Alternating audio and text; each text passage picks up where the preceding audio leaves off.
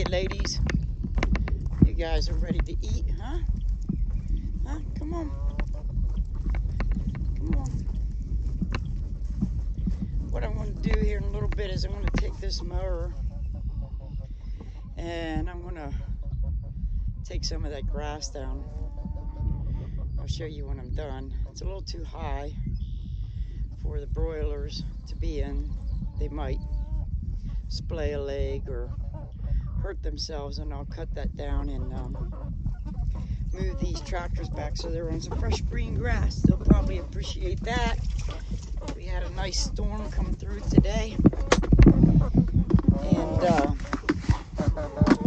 probably brought the worms up. Maybe they could benefit from free ranging on some green grass.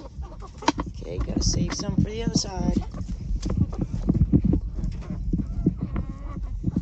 Over here, Chickie. Come on. There's one. She's gonna go get hers. Okay. Hello there.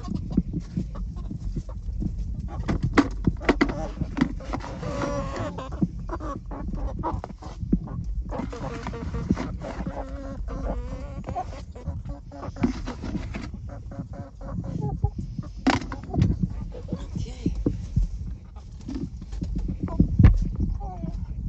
In here. The other side. Come on. Come on. There you go. Go on.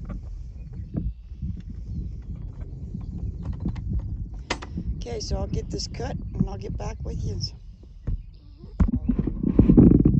So there we go.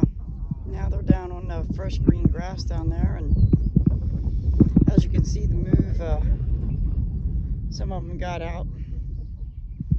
Not a problem. Come nightfall, they'll head back to the coop. I'll come up, make sure that everybody's secure and nobody begins to get pressured by predators.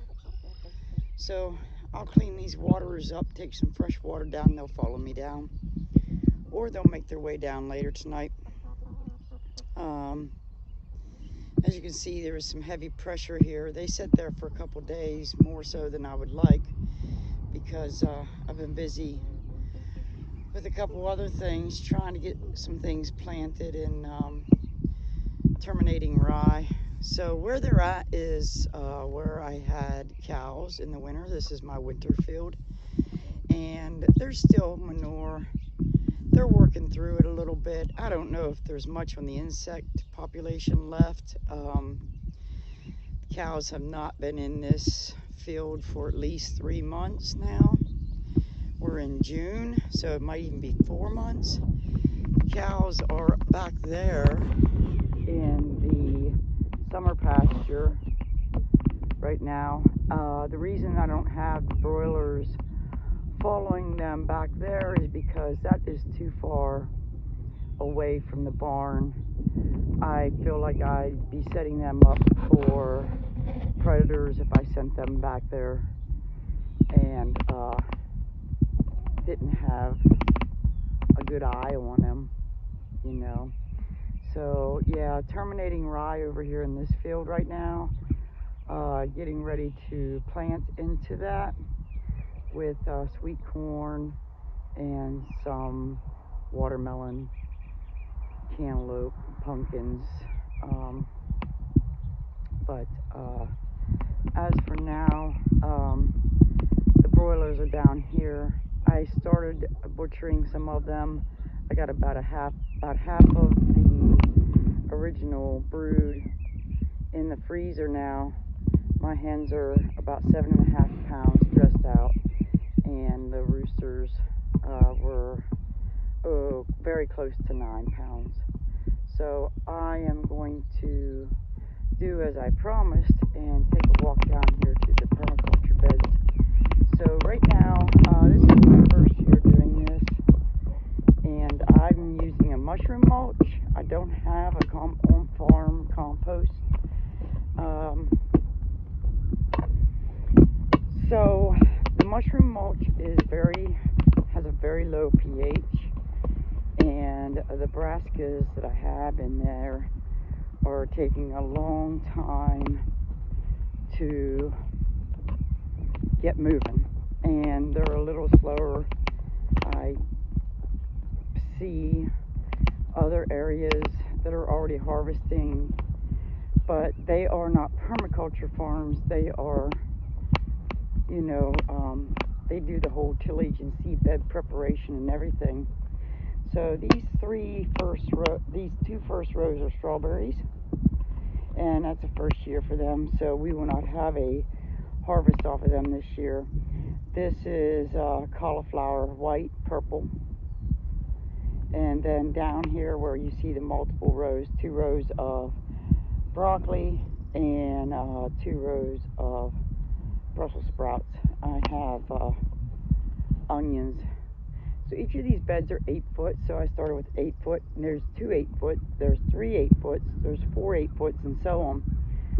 So it's 8, 16, 24, 32, and so on, and there's 40. So it makes it really easy for me to plan my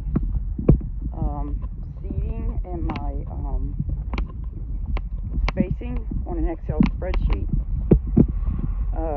Down here, these boards, I still need to finish up. But what this will do is show you the process that I'm going through to make these beds. So underneath the beds, I am using cardboard. Some choose not to, but since I am one person, to make it simple for me for weeding, I have chose to use cardboard. This will get more cardboard added to it, some chips, and I will come out to match that. This is the very end of it, but there's cardboard under all this, and under these chips, and then under that one, and then under those chips, and so on. So as you can see, there's very little weed pressure, and if you just come out and check them every day and get them while they're in the cotyledon stage, they come up really easy. It's easy to maintain. And this field was where the cows grazed this winter, so it looked a lot like that, only it was nowhere near as high because it was coming out of winter. So I started this in March so that I wouldn't have to compete with the grass. And then what you see here is I've planted 2 varieties of elderberries, and they came as 1 foot long, what do we call those? They're just trimmings. They're just cuttings. But you see that right there? That's how much growth I've had in 3 months. So these things really are enjoying whatever soil I have here. This was the cutting, the hardwood part of this was the cutting.